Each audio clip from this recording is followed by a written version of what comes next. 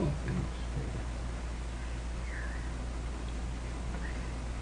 good evening, spiritual warriors. Welcome to Spiritual Warriorship, where we're reading, studying, discussing books by His Holiness Bhaktivedanta Swami. Spiritual Warriorship, although we've said he has 16, 17 books. But we're focusing on spiritual warriorship. And we're now in Spiritual Warrior 2, chapter 7, I believe, entitled Loving Our Neighbors. I pray all are well, all of you are well, and have been able to possibly practice some of the techniques, technologies, concepts that you've been hearing. What I plan to do, 2 holiday weekends are coming up. Next weekend is Christmas Eve. Some of you may be traveling. And the next weekend is New Year's Eve, and you'll probably be busy or visiting friends or going to your temples. So we'll take a holiday vacation for these 2 holiday weekends, which should not be boring for your consciousness based on the material that we've been sharing and reading and hearing.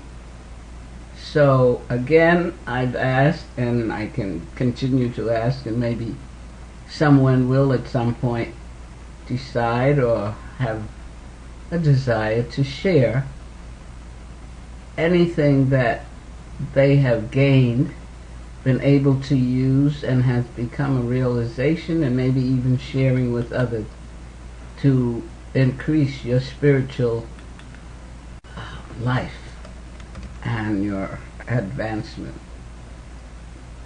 So what we're going to do tonight, since we will be off, I don't know if we'll finish this chapter, and every time I go in the book in preparation, and I'll say, well, I don't need to read everything, and then I read it and I say, I can't leave that out. And maybe it's I who need it, but it's just so enlightening for me. And then, of course, when I feel that way, I want to share it with others. And since I don't know exactly who's out there, except for those who are in the chat room, anybody in the chat room yet tonight? The chat room is empty. There's somebody named Kremlin. Kremlin, he used to be there. Good evening. Thank you for being there, Kremlin. Maybe others will join you. Can't quite remember your location, but I remember the name. And I welcome you back. And what I'm going to do, I'm not going to do summary of what we've been through, because you can go into the archives and hear them. So I'm going to start where we left off. Loving Our Neighbors is the name of this chapter. What number chapter? And it's chapter 7. Of which spiritual? Of Spiritual Warrior 2. And he's covered so much. We've looked at the need for a culture of love, and that loving our neighbor goes beyond the surface. We talked about loving and trusting others. We spoke about keeping secrets and the difference between secrets and confidentiality. And then we looked at the value of making judgments, and then he gave us absolute criteria of spiritual life and the laws of the universe. Now we're going on to the section of how to remain positive. But before we go there, I think we still need to cover something that's been covered in almost every book or chapter that we have read from. This section is called Evaluate Yourself. And this is an important point. What came to to my mind, I know we read it last week, but I want to just go through it again because I think, remember where was that phrase, physician, know thyself. And in the Bible, what came to my mind was the one about clean the mote in your own eye before you try to clean somebody else's. And what happened, I went to Bing search, and it came up. I just printed out a little bit of it to get a better understanding, because until we evaluate, look at ourselves, see where we are, we cannot find fault with others. And that sometimes is what goes on in many lives. And the phrase was from Matthew 7:3, and why behold you the mote that is in your brother's eye, but consider not the beam that is in your own eye. And there were a number of quotes and cross-references. There was one, Matthew 7:5, you hypocrite, first take the plank out of your own eyes, and then you will see clearly to remove the speck from your brother's eyes. And then I found a commentary by someone named Clark. There were parallel commentators. It was quite a bit. But this helped me understand a little the language. And he's, I think, translating from the Greek. And why beholdest thou the mote? And it might be translated, they wrote in Greek, the splinter. For splinter bears some analogy to beam, but mote does not. I would prefer this word, which has been adopted by some learned men on the authority of Histiachius.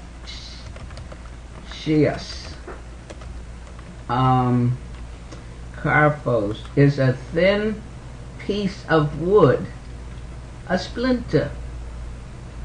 It often happens that the faults which we consider as the first enormity in others are to our own iniquities, as a chip is when compared to a large beam. Okay? So my mind went to that. I looked at and sharing, and this is what Bhakti Tirtha Swami tells us. Many people who need help may be unwilling to accept suggestions at first. Why? Because their egos get in the way.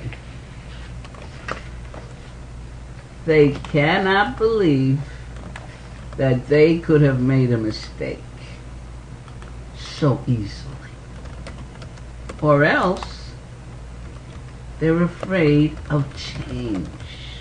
Because he was telling us that at some point possibly we should ask someone we trust, friends and dear close ones, what do you see in me? How do you see anywhere I need to make changes and things? It takes a lot of courage to do that.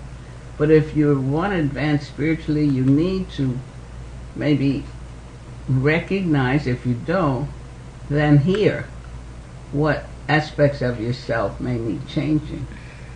He says frequently, people will only learn from crisis, calamities, and chaos. In other words, from the school of hard knocks. That is a slow way to learn. but nonetheless, it is extremely common. Does any of this sound familiar? This is not merely a pattern in those we are trying to help. We have all engaged in such behavior at one time or another. So, in order to overcome the temptation to judge others harshly and unfairly, we must always evaluate ourselves first before evaluating others. Unfortunately, some people try to find fault with others as a way of avoiding the necessity to look within themselves. Their judgments carry little weight because they are not based on a loving desire to help. Instead of offering constructive feedback, these people are simply seeking scapegoats. In order to be helpful judges of others, we must be vigilant about our own weaknesses and constantly strive to improve. So I think that's a good point.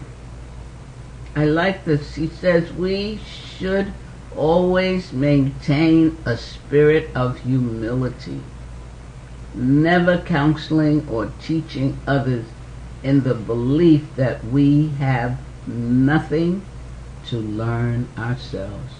We're always learning. Every experience is a learning experience. So let's go on. How to remain positive. You're hearing this and saying, how will I do that? Remain humble. How will I not? And some of us that fault finding and what have you become so much a pattern that as soon as we see someone, the first thing in our minds we start fault finding. But what he's saying, even as the Bible has said so nicely, you've got to look at the mote in your own eye, that splinter, before you find one in somebody else's. Okay? Now, when we do not trust others, or when we attack them harshly without looking at our own behavior first, we are hurting ourselves most of all. I remember hearing a devotee, senior devotee, talking during Kartik time, where we take vratas of things we want to change. We become more aware of aspects of ourselves that need changing. And he said one that he had made was not to criticize others. And the first couple of days, he said it was the hardest thing. He didn't realize it was such a pattern. So then he became more mindful and aware, and diligently and with determination, he began trying to change that pattern. So it's not until you look at yourself and what patterns are prevailing and what they're doing to yourself and have a desire to change. So he says we're also harming those we love, closing ourselves off in a misguided attempt of self-protection. In either case, we are demonstrating that we ourselves are not sufficiently loving because we are unwilling to view objectionable behavior as a call for help. Now there's emphasis put on this. Spiritual warriors put no one out of their hearts.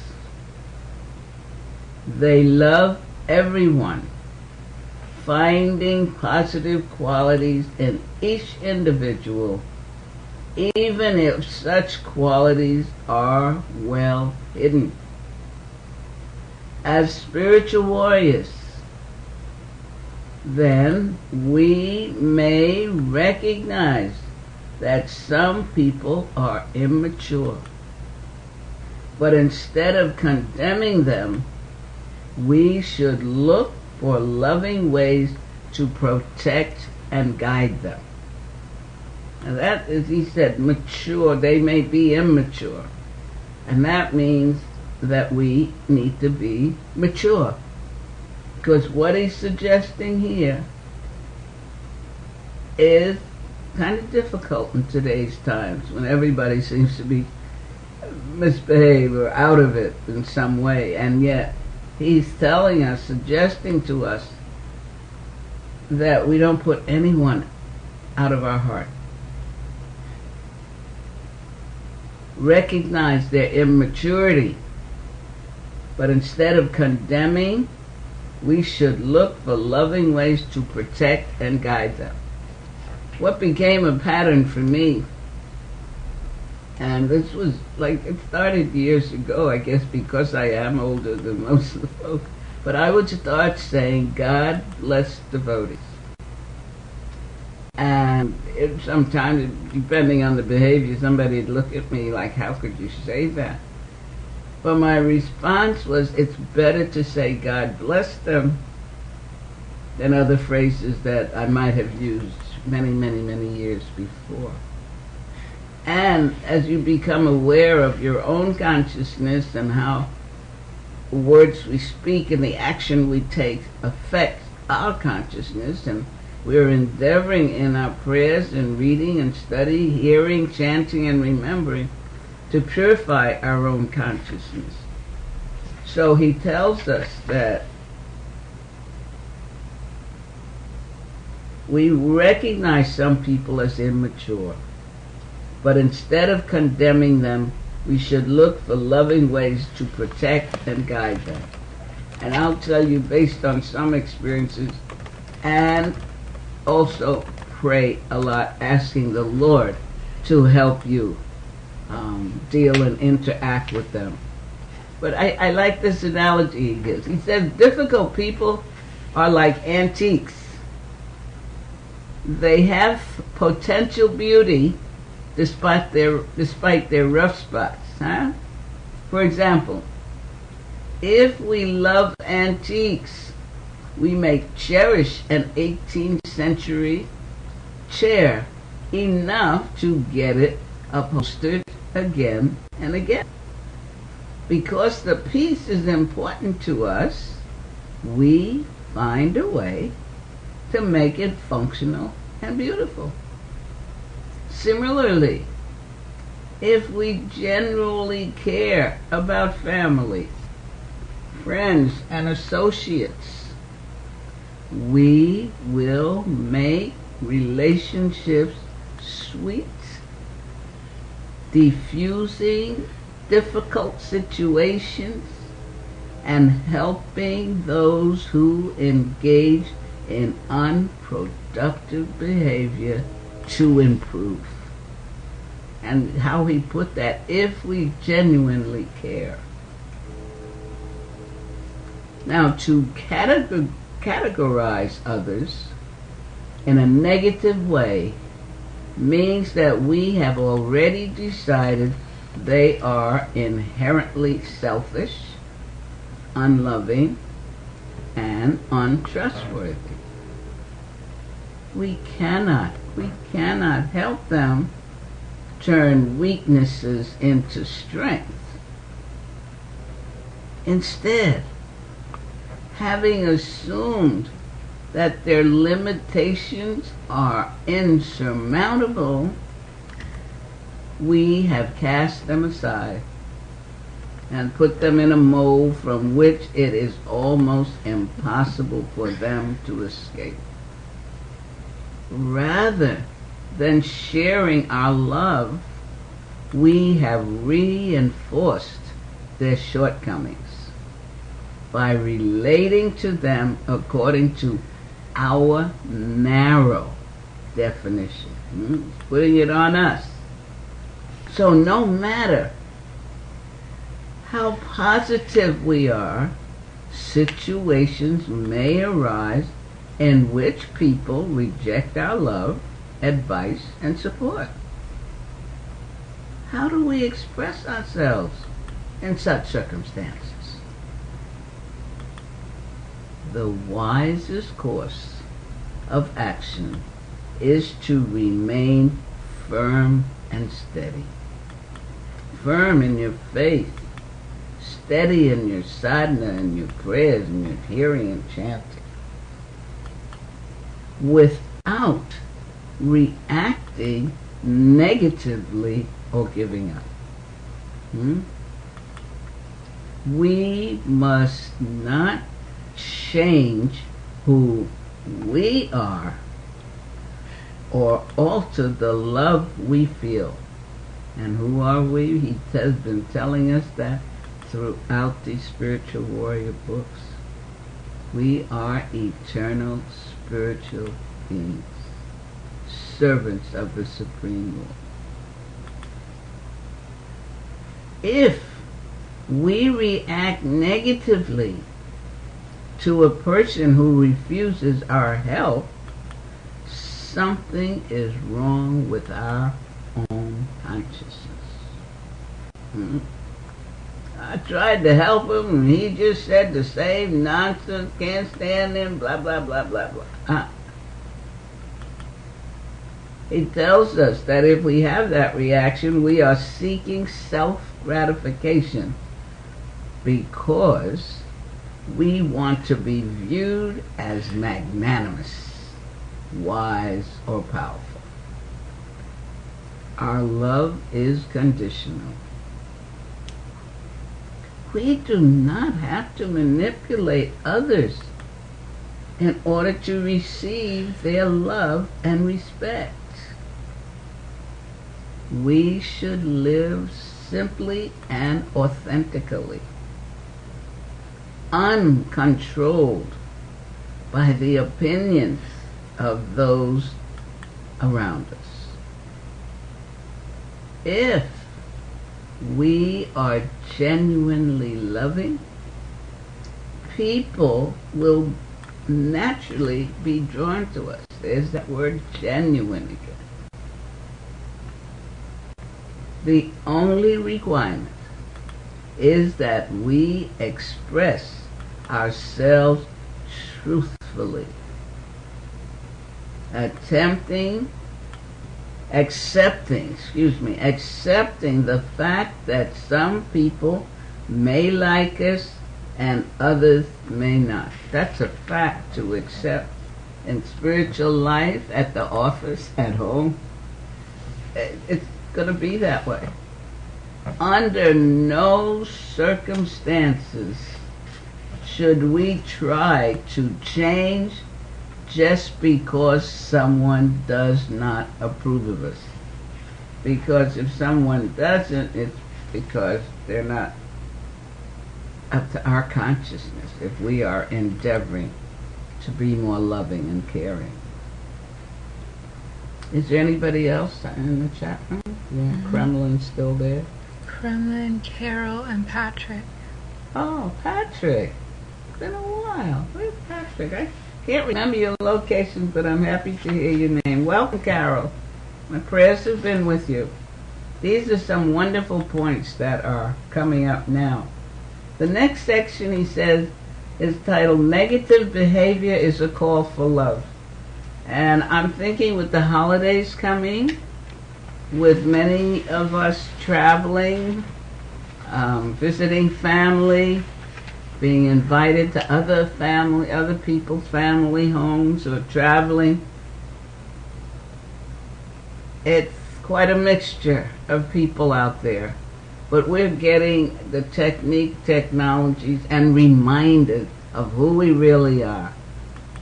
And that our soul, he's told us, is made for love. And that love is to be shared with others.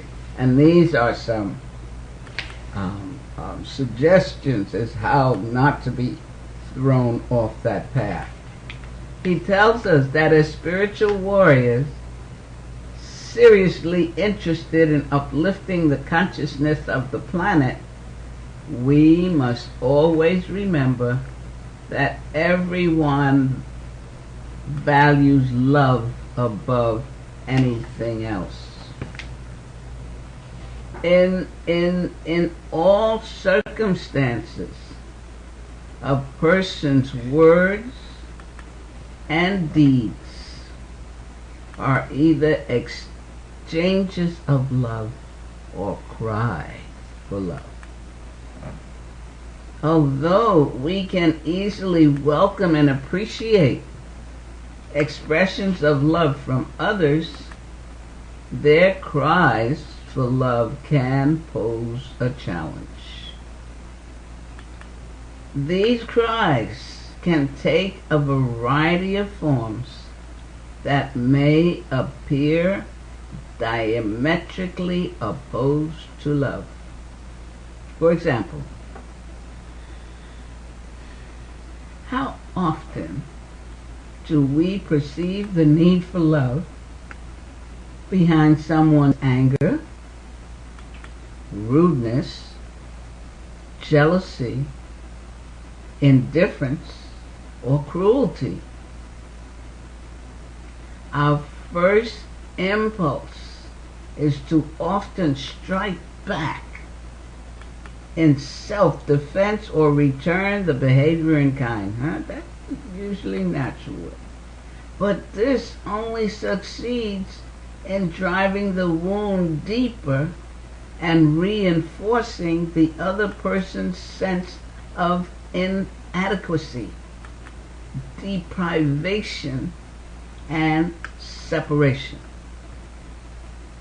Now, whenever we experience difficulty in a relationship, instead of taking the other person's word and behavior at face value, we should probe beneath the surface, asking ourselves, where does this person feel the lack of love?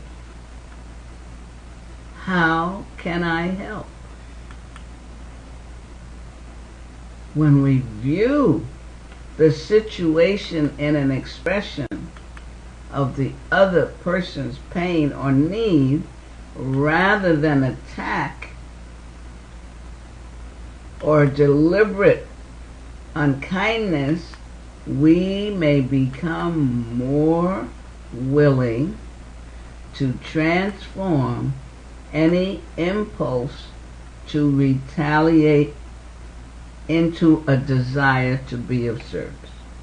And again, this takes maturity and a strong, firm conviction and knowing spiritual knowledge, who you are, who God is, what your relationship is with Him, that He's in everybody's heart, and that for some, He's been allowed to be covered over.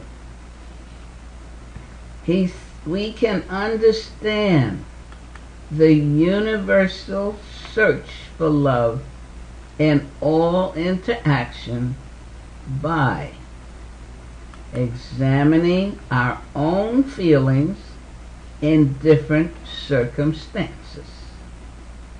Suppose we become angry.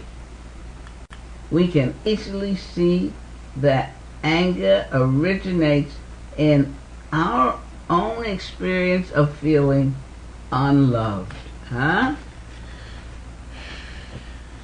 The other person who has thwarted our hopes and expectation of receiving attention, respect, kindness and love, care, or some other tangible token of love, such as a particular gesture or gift. Now, as a result, we feel deprived, undervalued, and powerless. because this is an intolerable state of affairs for most of us, we become angry. Substituting the power of our wrath for the pain of feeling unloved. I hope this is clear. Sometimes I read these, I want to go back and read it again, because what he's describing are feelings and emotions most of us go through. But he's describing them so we can recognize them. But he's also been telling us how not to be in that frame of mind, that kind of consciousness, and how to work with people who are in that state of consciousness. He says, if we are envious, we feel an emptiness and inadequacy within ourselves. We are disturbed that another person is receiving the recognition, wealth, or happiness that we want and believe we deserve.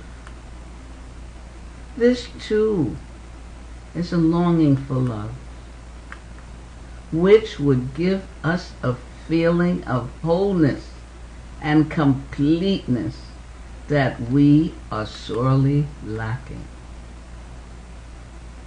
Now we could say the same for a wide variety of other negative emotions. Fear is a reaction to a situation in which we anticipate harm, attack, destruction, humiliation, or even death. We feel alone and vulnerable, separated from the love we so profoundly need to feel connected and safe. When we hate, we are striking back in retaliation for the love that did not come our way when we wanted it.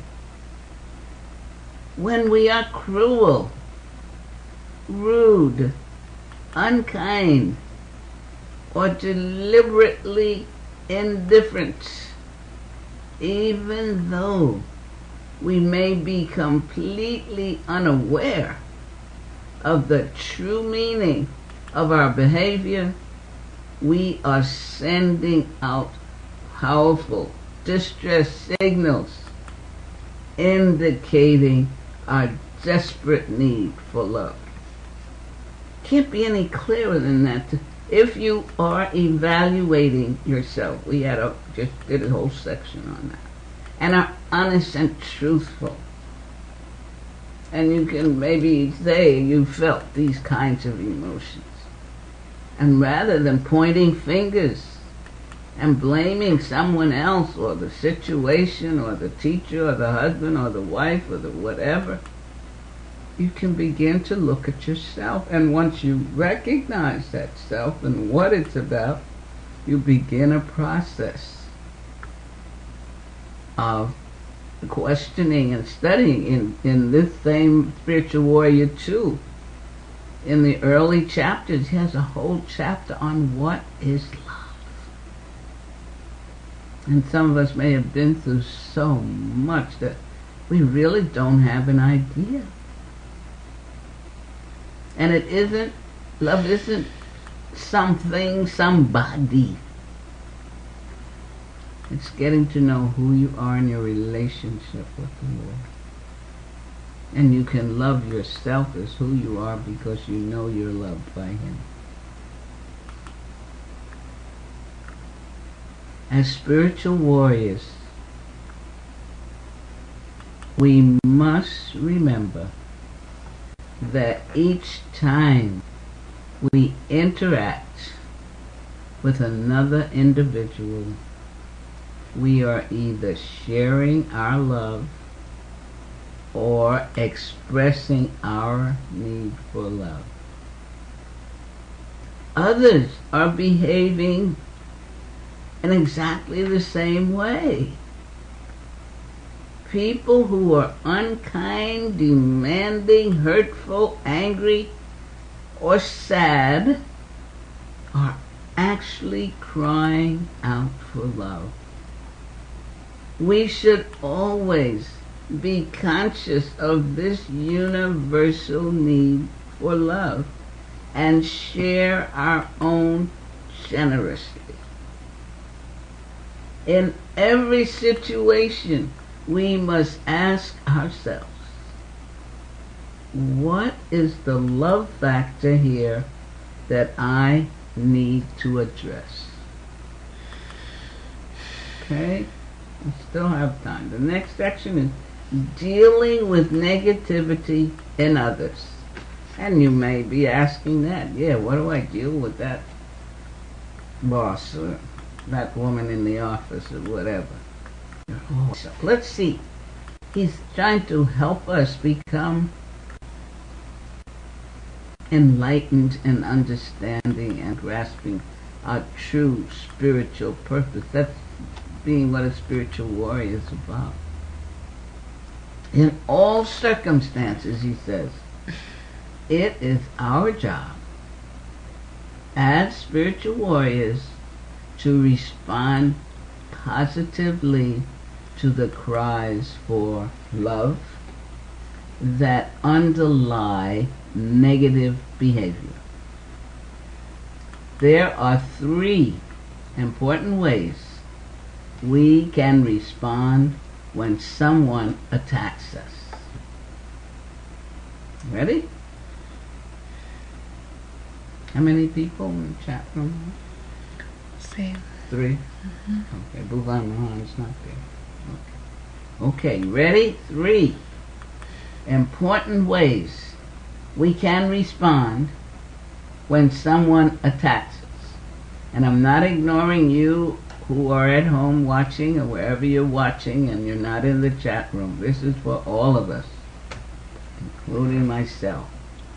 The first way is to examine ourselves to discover our own lack of sensitivity, skill, or caring.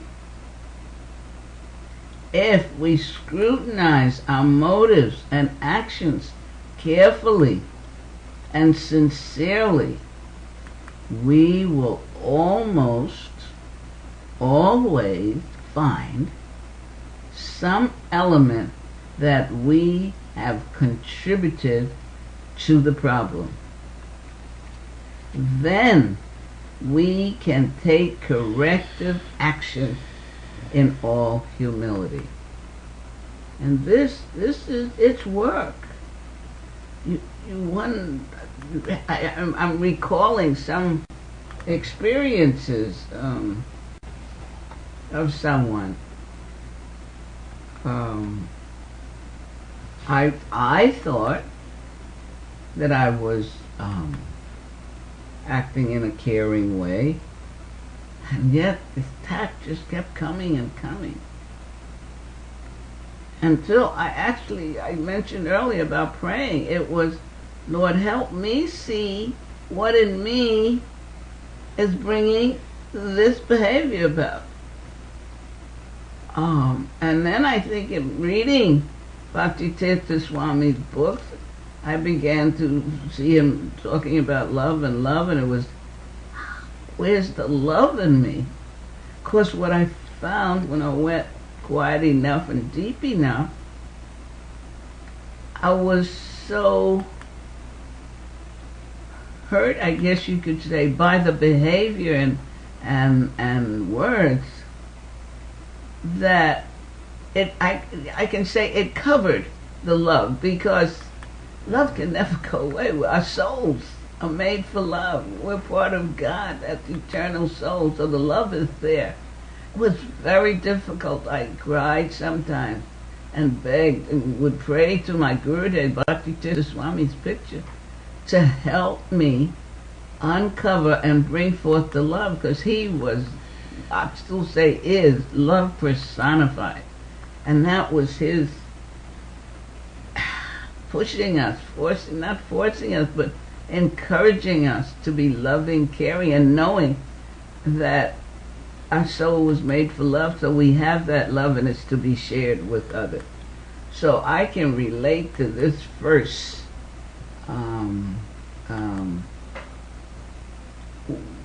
a way he's giving, and it's to really, it's work. And you have to want it. You have to want to be in that consciousness, that frame of mind, and seeing, dealing with the individual situation and really want to. And as he said, just examine yourself and be honest and truthful with yourself. Once you discover, oh, I didn't like her in the first place. I could find that out. Oh, when she said something 2 years ago, a year ago, I never released it. And then you can ask the Lord to help you release. Let's look at the second aspect of our response to negative person. It is to remain centered and to radiate loving energy while refusing to get involved in arguments.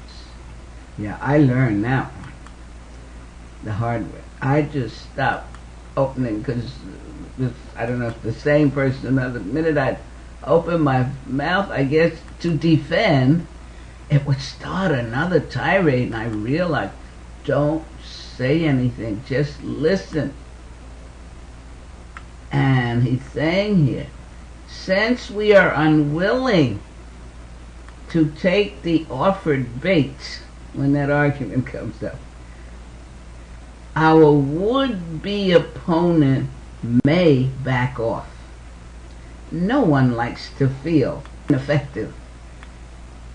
Aggressive people generally feel foolish if their negative behavior has no impact, and they stop it quickly. Now what happens in contrast? You know, huh? If we react to someone's attack by attacking them in turn, we will experience great tension and anxiety. The other person has already defeated us because we have agreed to abandon our higher principles to participate in a hurtful game. Such a reaction demonstrates that we still have much work to do on ourselves. You see, it's not that it demonstrates that they're a nonsense and they're a blah blah blah. No, we have to work on ourselves to reach that point of understanding. Now, he said 3 ways. The third way to respond to an attack is to demonstrate to the aggressor how much we care. Whoa. Yeah. Even if the individual rejects our efforts, we will feel better, because the love and generosity we have offered become part of our own experience. Now, obviously, if we become angry and disturbed, we have not helped anyone, least of all ourselves. When we offer genuine love, not only are we claiming the other person's when we offer genuine love, not only are we claiming the other person's disturbance, but we are also offering a remedy for the deficits that caused the upset in the first place. When we respond calmly and lovingly without reacting, we prevent the other from causing harm and also serve as a role model, demonstrating alternative ways to function. Remember, spiritual warriors do not merely seek to protect themselves. They also want to elevate consciousness and offer help. Whenever they do so, they are improving the level of consciousness in the world.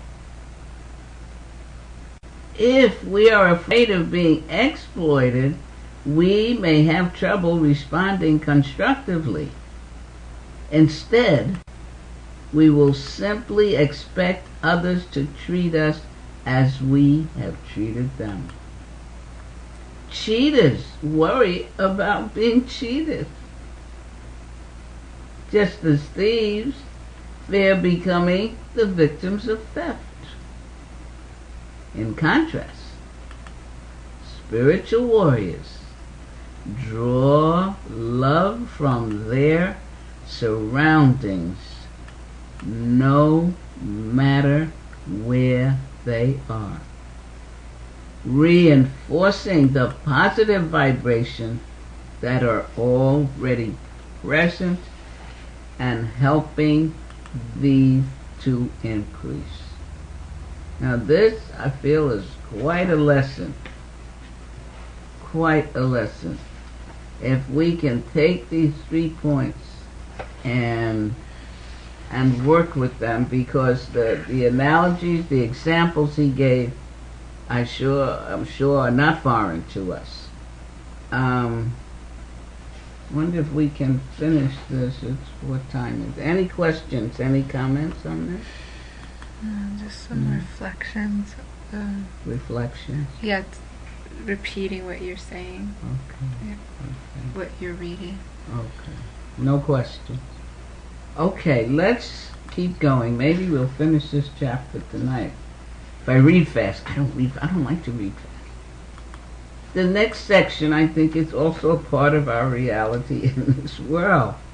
A particularly widespread aspect of negative behavior in the world today takes the form of racism, nationalism, or sexism.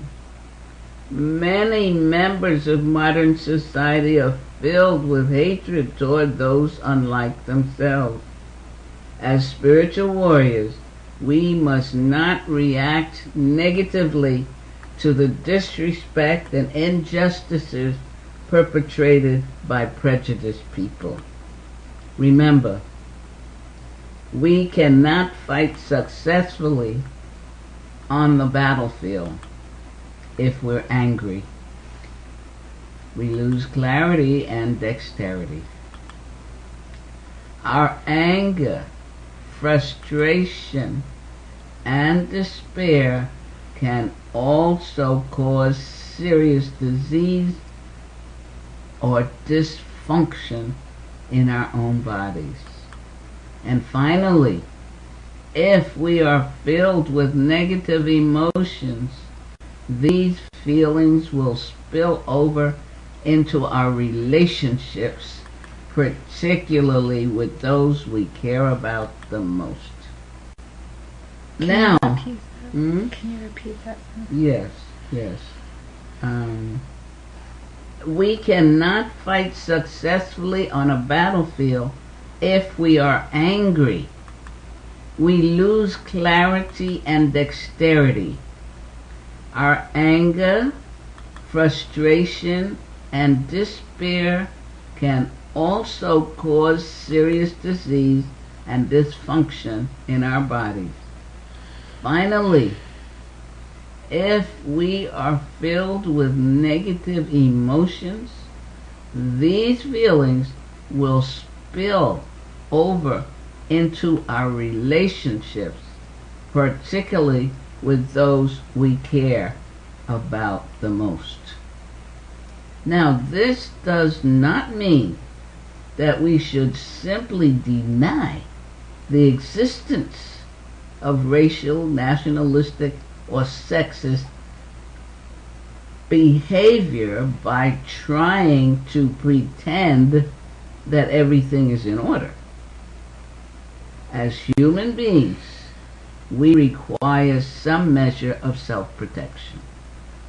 We must refuse to allow ourselves to be victimized by prejudice, remembering that if others see us in racial, nationalistic, or sexist ways, this reflects their own level of consciousness. Even violently prejudiced people are children of God who have temporarily forgotten their true identity. We should feel sad for such persons because by being inhumane to others, they are destroying their own humanity. Our approach should be to love the person, the soul, which is their true essence, but not the actions. In this way, without destructive behavior, we can remain true to our mission of serving others by being living demonstration of love in action. Now, although spiritual warriors do not seek any material reward, many of us have not yet attained a sufficient level of selflessness to practice such altruism regularly. He's recognizing, letting us know he's not being idealistic as possible, but many of us may have a problem living by some of these standards at the moment. Some egotistical motivation is usually involved in our helping others. This is not all bad. If we help children in a daycare center, assist battered women, or feed the hungry, we are engaged in constructive action. There is nothing inherently wrong with our desire for praise. This longing for recognition is simply a step along the path of learning to offer everything to God. And do try to remember that there's nothing inherently wrong with our desire for praise. The longing for recognition is simply a step along a path of learning to offer everything to God. So remember that again in the office, at school, in work, with your friends. Offer some appreciation for what they're doing. You can see the good and the effort, even if they're a little bit of nonsense. Just offer them some praise in a loving way. The problem, he says, is that we cannot always count upon the outcome we want. Sometimes we may not get the credit we think we deserve, or our actions may upset others. If we base our willingness to help others on expectations of praise and recognition, we may abandon our efforts as soon as we stop receiving acknowledgement. And he emphasizes here, the more we help others selflessly, the more the Lord bestows blessings upon us, even if outwardly our efforts appear to be unsuccessful. Scriptures tell us not to be worried about results. Remember, as spiritual warriors, we are ultimately concerned with uplifting consciousness rather than with improving material well-being. You see that what he's saying here? Uplifting consciousness. We cannot measure the value of our work by the extent of our physical accomplishments. Instead, our success depends upon the amount of consciousness raising that occurs because of our actions. He emphasizes this. It is far better to affect one person deeply than to try to touch many people in a superficial way. The changes that occur in that one individual will have a greater impact on the collective consciousness of the planet than slight alterations in the lifestyle of scores of others. Sometimes the simplest actions can affect another person's level of consciousness. Simple action done with love. A warm embrace, a kind comment, or a loving smile. We can all make efforts to uplift others in these uncomplicated ways, no matter what our circumstances and regardless of our skill level. And again, these are good points for this holiday time, because some people really get harried and tired and frustrated and all kinds of behaviors. But if you keep your cool, keep your Krishna consciousness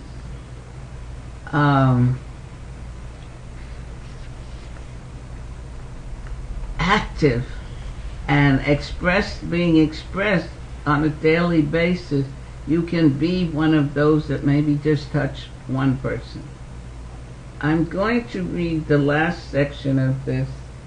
I hope you have Spiritual Warrior 2, Transforming Lust into Love. It's a powerful book.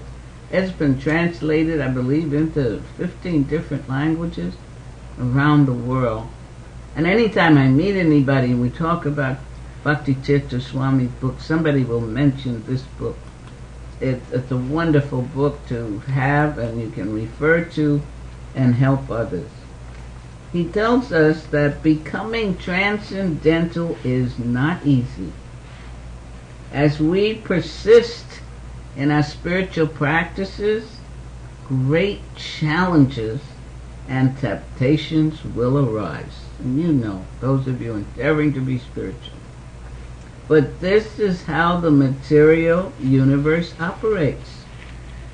As we grow spiritually, gradually escaping the domain of illusion, the material energy clings to us intensely and refuses to let us go without a fight. For this reason, we must keep the goal in mind as we progress along the spiritual path. When the ways become difficult, our focus on the end result helps keep us moving forward. We should never depend on our own strength and intelligence in our struggle with material illusion, because the material energy is stronger than any one of us. Instead, we must rely on the Lord, who resides as the super soul in the heart of every living being and offers all kinds of assistance when we make ourselves available. If no one seems forthcoming, it's because we lack the faith to understand how personally the Lord is monitoring us and assisting us. I had an example of this just this week. A god brother of mine I haven't seen in many, many years, living way upstate New York, out in Niagara Falls, cold there, you know. He called someone in Gita Nagari in Pennsylvania saying he wanted to come to Alachua or Gainesville. That person gave him my phone number, and no, he gave them his phone number to give to me, and I took it and I called him. And he said he's got to leave that place. It's too cold. He wants to be with devotees, wants to be near a temple, and he wants prasadam. And then he said, I have a ticket and I'll be flying into Gainesville tomorrow at 1 o'clock. I said, who's going to meet you? He said, I don't know. I said, where are you going to stay when you get here? He says, I don't know. If nobody shows up, I'll just call an ambulance and they'll take me to a hospital. So meanwhile, I was calling another god brother who lives in Gainesville to tell him that we had a god brother coming in who needed a lift from the airport. So he said he could pick him up, and he's asking me what, when, and who. I said, I don't know. Let's go get him, and maybe you get him to your house and can give him a hot cup of tea and a meal. Meanwhile, when I hung up, I started calling anybody nowhere. A 70-year-old, he's mature, and his health hasn't been that good. And it was quite an evening making the phone calls.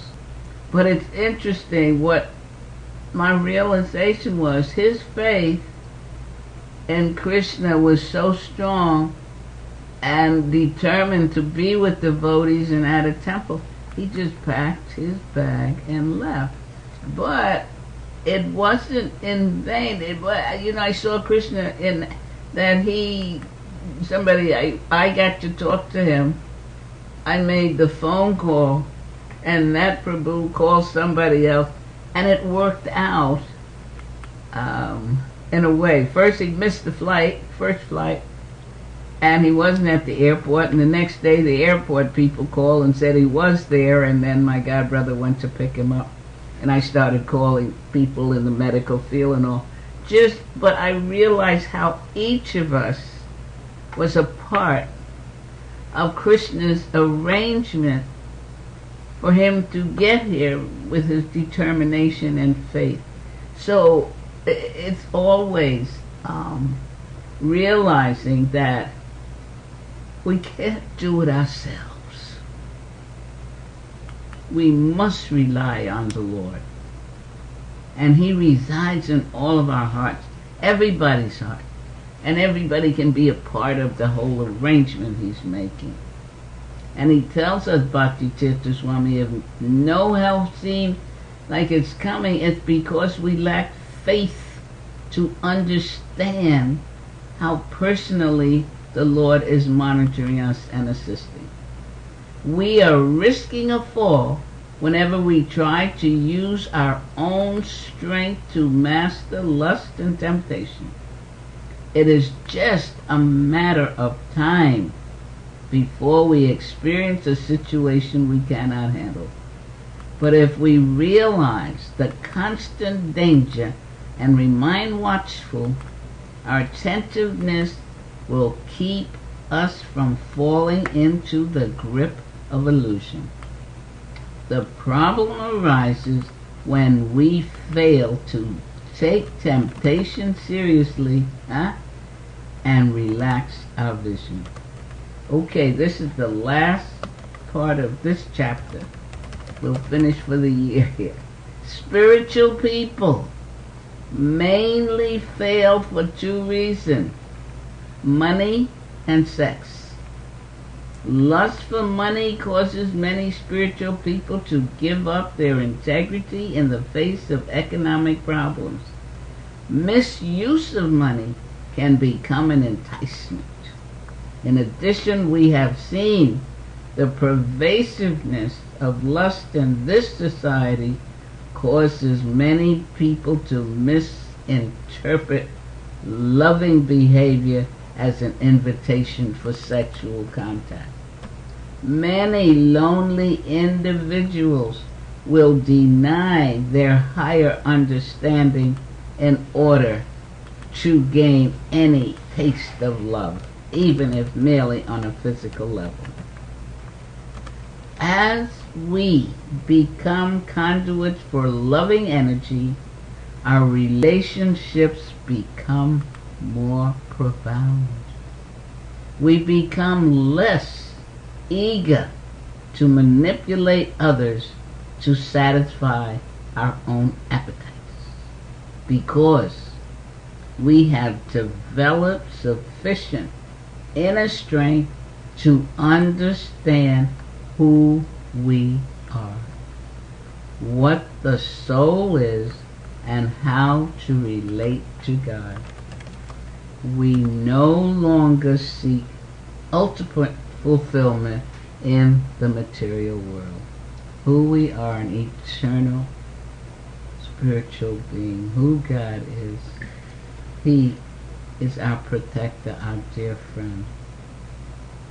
And we do have a relationship with him, and in that relationship he assists us, and as he said, he's available.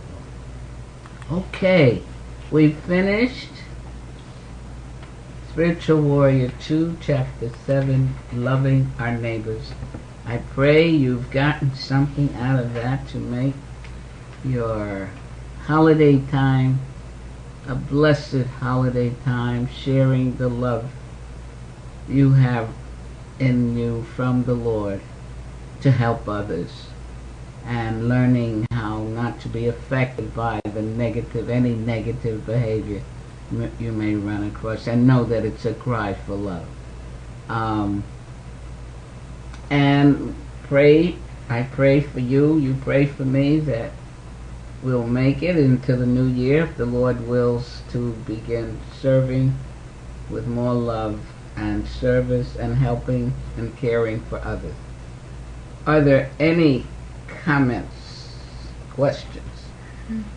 Carol wrote, Mother and Johnny, you asked before to share something that was meaningful to us from the classes. What you are saying now reminds me of something that has stood out to me and helped me. In a past class you said, when we follow principles with great determination, the Lord will help. That's helpful, she said. Wonderful. As long as you can put that into practice in your everyday life, and but it says when the going gets tough, the tough get going, I think. So you're learning, you've been hearing, and as long as you've been with us, Carol, you've gotten a lot of techniques, technologies for spiritual growth. And I thank you for making a comment. I have been asking, and I appreciate your taking the time to do that. And may the Lord bless you, keep you strong, and moving ahead in your spiritual life. Anyone else? Patrick says, many thanks, Mother and Johnny. Happy holidays, and I wish you the best for the new year. Oh, thank you, Patrick. Could you just tell me your location, if you don't mind?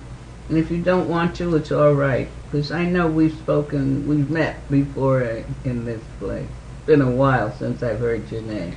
Michigan. Okay, Michigan. What part of Michigan? Got a lot of God family, mostly in Detroit.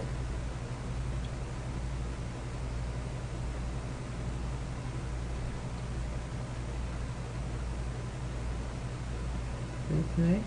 Detroit. Detroit? Just west of Detroit. Just west. Okay. I don't know if you've met any of my God family there. There's quite a few in Detroit, in Michigan. Thank you so much for coming back to us. And I've given my email in case you want to communicate or ask questions. It's motherinjohnny108@gmail.com. I would love to hear from you that way if you care to write with some comment or question of what we've been studying and reading. And I hope you have books of Bhakti Tirtha Swami, or just read your Bhagavad Gita. Krishna just moves you right on through. He used Arjuna to show us how, as we know who we are and who God is, we can move along and follow and serve the Lord. Thank you, Patrick, for being there, and thank you for the good wishes. And of course, I wish all of you a blessed, spiritually growing new year coming, and that we will be together again in the new year. Any other comments? Kremlin says, thank you very much, Mother. Namaste. Have a blessed new year. God grant you many years. Thank you, Kremlin. So happy to hear you again. Thank you, and the blessings to you too. And do come back next year. Thank you. And if you care to, you can write me and we can discuss some maybe spiritual things going on with you. Okay? Thank you for being there. Okay? All right. Thank you for coming. All the best to you all for the coming year, and keep studying and try following some of the wonderful techniques, technologies, and points brought out by Bhakti Tirtha Swami. And keep studying your Bhagavad Gita, chanting. If you're chanting, improve and make that, a very important aspect of your life, because it is. It really is. So happy chanting, happy hearing, happy reading. Hare Krishna.